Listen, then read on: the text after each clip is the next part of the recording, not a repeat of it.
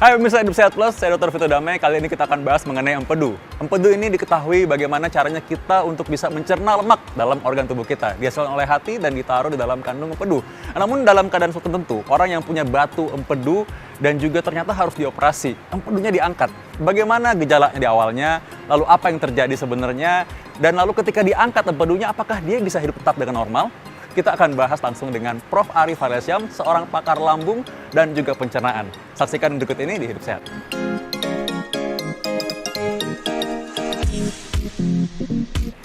Prof. Ari, bagaimana mengenai empedu? Apa yang mungkin masyarakat perlu tahu secara singkat mengenai fungsi empedu tersebut?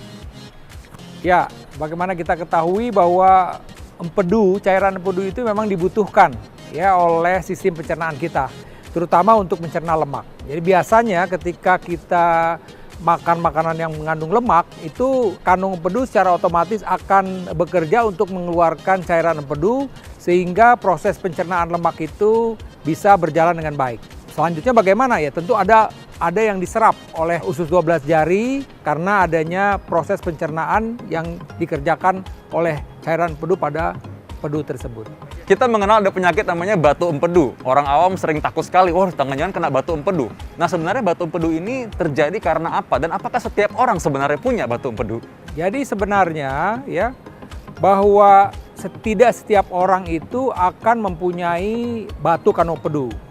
Kenapa kok bisa terbentuk? Jadi awalnya sebenarnya itu ada endapan, ya kan?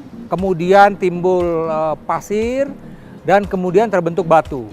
Nah, salah satu penyebab daripada endapan dari pasir atau lumpur dan akhirnya terbentuk batu empedu ini adalah karena endapan kolesterol.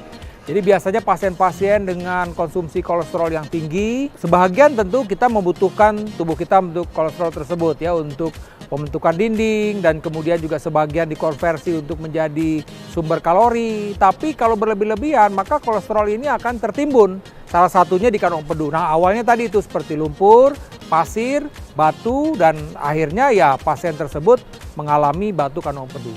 Jadi kita ketahui bahwa cairan empedu itu memang dibutuhkan di dalam proses pencernaan. Ya, cairan empedu ya diproduksi oleh liver, kemudian dialirkan, disimpan dalam kandung empedu dan apabila kita makan yang berlemak, maka kandung empedu itu akan mengeluarkan cairan empedu tersebut. Nah, cairan empedu inilah yang akhirnya bekerja di usus 12 jari untuk mencerna lemak yang kita konsumsi agar lemak tersebut ada sebagian yang diserap oleh usus 12 jari. Oleh karena itulah maka cairan empedu memang kita butuhkan ya dan kantong empedu itu sifatnya hanya menyimpan sementara. Ketika sudah ada lemak di dalam usus 12 jari maka si kantong empedu itu akan bekerja untuk mengeluarkan cairan empedu tersebut dan cairan empedu inilah yang akhirnya mencerna lemak selanjutnya. Sangat berbahaya. Namun memang seringkali orang-orang mungkin takut ke rumah sakit atau takut bahwa ini nanti ada ketahuan penyakit apa sehingga mereka justru menunda datang mendapat perhatian medis. Akibatnya apa Prof kalau misalkan terjadi orang itu menunda datang untuk ke rumah sakit? Ya, jadi kita ketahui tadi bahwa ketika terjadi suatu infeksi pada kantong empedunya, infeksi ini akan berlanjut. Biasanya memang disertai sel darah putih yang meningkat, pasiennya juga demam, menggigil, ya bahkan disertai dengan mual muntah. Kadang-kadang juga bisa melibatkan organ lain yang ada di sekitar itu yaitu pankreas juga ikut meradang. Dan tentu kalau ini tidak ditangani dengan baik atau terlambat datang ke rumah sakit, kondisinya bertambah parah, di mana kita ketahui bahwa infeksi itu bisa meluas ke seluruh tubuh yang kita bilang sepsis, infeksi yang luas dan bisa saja terjadi tekanan darahnya menurun, pasiennya tidak sadar dan bisa fatal. Ya tentu bisa meninggal dunia. Jadi sekali lagi memang kita tidak boleh menganggap remeh suatu keadaan di mana sudah terjadi infeksi pada kantong empedu kita. Tentunya penanganan yang cepat akan mengurangi risiko atau komplikasi selanjutnya. Jadi tenang saja. Nah, sekarang yang ditangkap adalah ketika setelah menjalani operasi misalnya. Bagaimana caranya dia hidup? Kan toh tadi Prof. Ari sudah bilang bahwa kita memang harus menjaga makan juga sih. Makan harus tetap sehat kan, bukan berarti kita bebas makan lemak-lemak setelah operasi. Demikian Prof ya?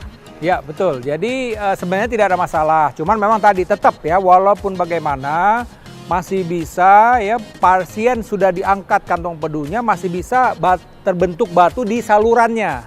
Karena kan salurannya tidak dibuang. Oleh karena itu tetap saya menganjurkan kepada pasien-pasien tersebut tetap harus menjaga makannya. Terutama tadi tuh pasca operasi karena dia memang sensitif banget biasanya kalau makan lemak langsung diare.